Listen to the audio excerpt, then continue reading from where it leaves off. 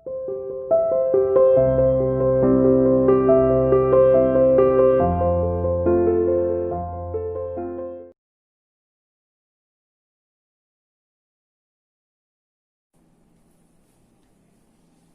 बच्चों, कैसे हो। कक्षा 9 के हिंदी विषय की कक्षा में आपका स्वागत है बेटा। आज हम अपने पिछले लेसन को ही, जो हम पिछले 2 लेक्चर से 2 क्लासेस से पढ़ते आ रहे हैं, रीढ़ की हड्डी उप विषय को आगे बढ़ाते हैं। यानी रीढ़ की हड्डी हमारा कृतिका का लेसन नंबर 3 है, उसी को आगे पढ़ाते हैं, उसी को कंटिन्यू करते हैं। तो हमने इससे पहले पढ़ा था कि उमा को देखने के लिए राम स्वरूप के घर गोपाल प्रसाद और शंकर आ चुके हैं और उनके लिए चाय पानी का प्रबंध किया जा चुका है। और सारी बातें पूछने के बाद कि घर को ढूंढने में कोई दिक्कत तो नहीं आई है, ये सब बातें पूछने के बाद गोपाल प्रसाद राम स्वरूप से कहते हैं कि चलो अब सब बातों को छोड़ो, बिजनेस की बात की जाए। ठीक है, बल्कि वो आए तो है रिश्ता करने के लिए, उमा को देखने के लिए, लेकिन वो कह रहे हैं कि बिजनेस की बात की जाए। तो इसका मतलब क्या है कि वो शादी विवाह को भी बिजनेस के रूप में देखता है, व्यापार के रूप में देखता है। तो जब वो ये कहता है कि बिजनेस की बात की जाए तो राम स्वरूप चौंक जाते हैं। ठीक है, और चौंक कर क्या कहते हैं, बिजनेस बिच, यानी पूरा बोल भी नहीं पाते, आधा बोलकर चुप हो जाते हैं। फिर अपने बात रखने के लिए बोलते हैं अच्छा अच्छा, लेकिन जरा नाश्ता तो कर लीजिए। यानी फिर वो अपनी बात रखने के लिए कहते हैं कि पहले जरा नाश्ता तो कर लिया जाए, उसके बाद बात करेंगे। ठीक है, गोपाल प्रसाद, यह सब आप क्या तकल्लुफ करते हैं। तकल्लुफ करने का मतलब मीनिंग होता है तकलीफ उठाना, कि आप क्यों तकलीफ उठा रहे हैं। यानी ये सब काम तो मैं अपने आप कर लूंगा, आप इतनी तकलीफ मत उठाइए। ठीक है, यह तो मेरी बड़ी तकदीर है। तकदीर होता है भाग्य, किस्मत।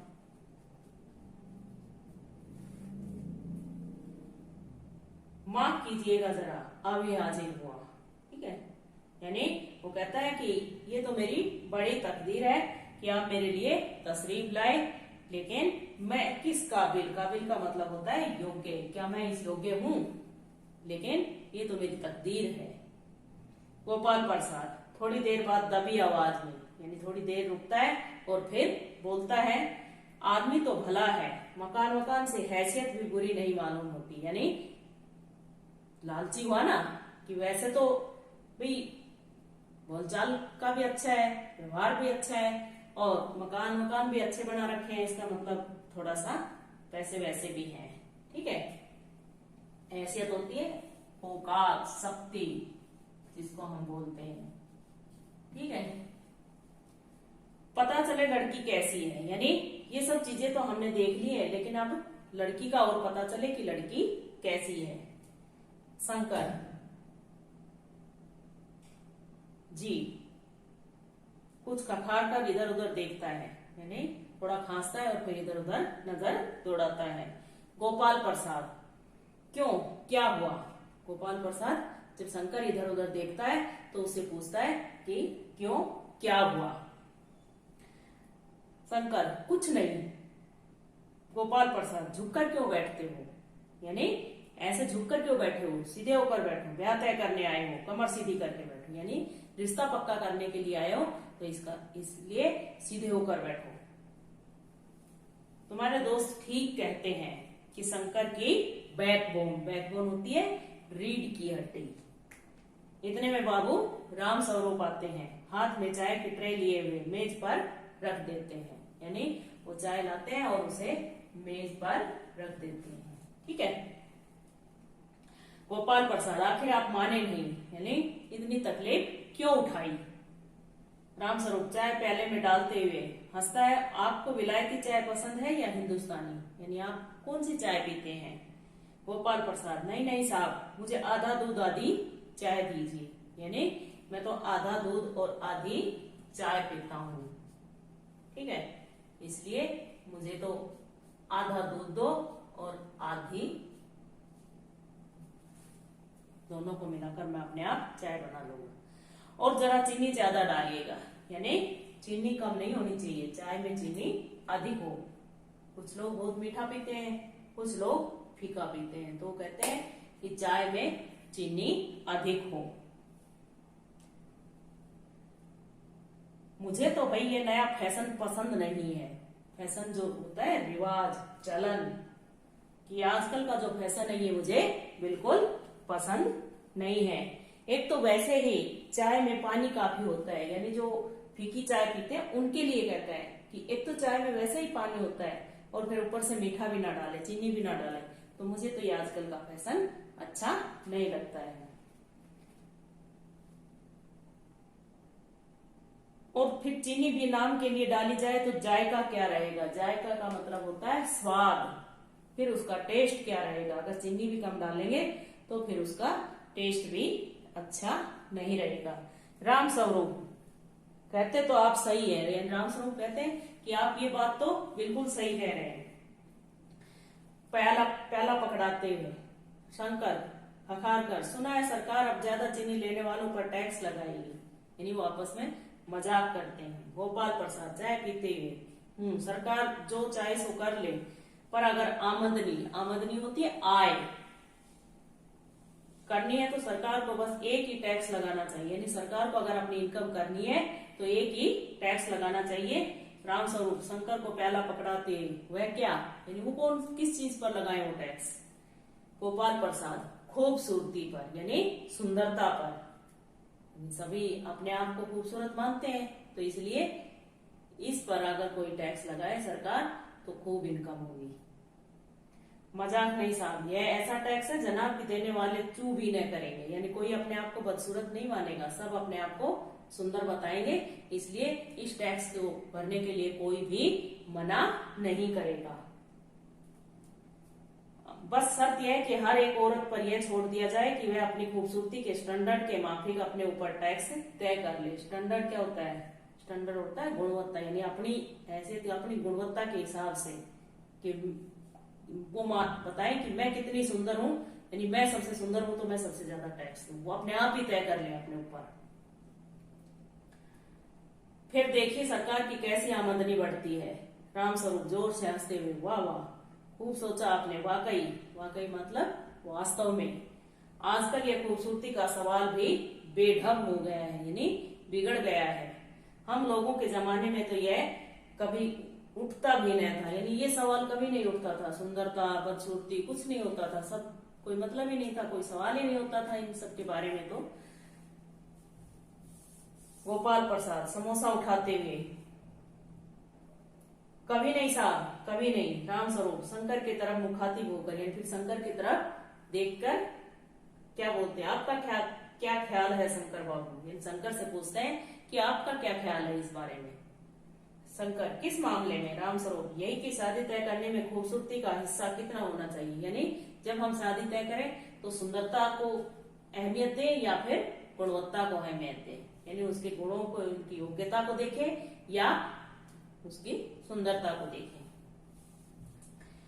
गोपाल प्रसाद बीच में ही, यह बात दूसरी है बाबू राम स्वरूप, मैंने आपसे पहले भी कहा था लड़की का खूबसूरत होना निहायत जरूरी है, यानी गोपाल प्रसाद कहता है कि मेरे हिसाब से तो सुंदर होना जरूरी है, पढ़ी लिखी हो ये कोई जरूरी नहीं है, यानी लड़की सुंदर होनी चाहिए, कैसे भी हो, चाहे पाउडर वगैरह लगाए, चाहे कैसे भी हो, चाहे तो स्वाभाविक तौर पर ही सुंदर हो, चाहे वो मेकअप करके सुंदर लगे, लेकिन सुंदर होना जरूरी है।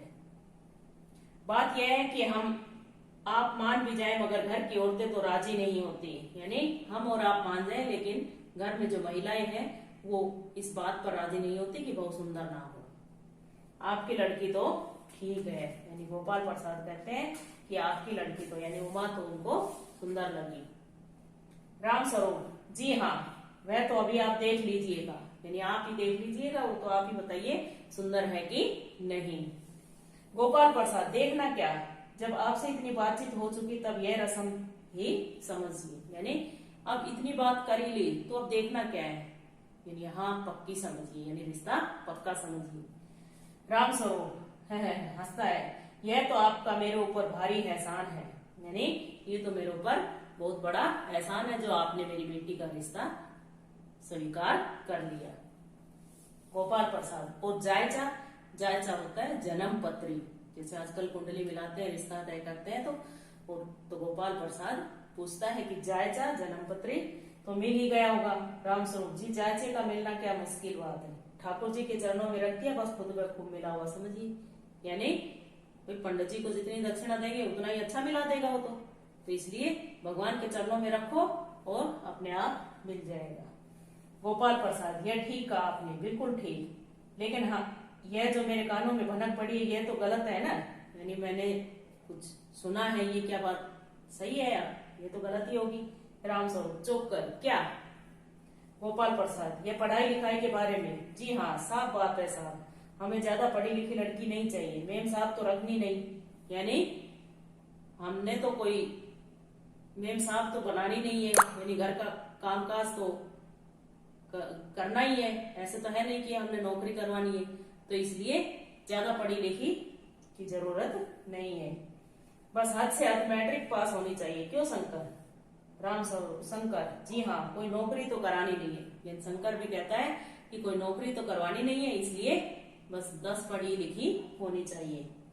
गोपाल प्रसाद, और क्या साहब, देखिए कुछ लोग तो मुझसे कहते हैं कि जब आपने अपने लड़कों को BA MA तक पढ़ाया तब उनकी बहुएं भी ग्रेजुएट लीजिए, यानी कुछ लोगों का ऐसा मानना है कि आपका अगर आपका लड़का पढ़ा लिखा है तो आप बहू भी पढ़ी लिखी लेंगे, यानी जिस डिपार्टमेंट में लड़का काम करता है, यानी जितना पढ़ा हुआ लड़का है उसी के बराबर पढ़ी हुई लड़की होनी चाहिए।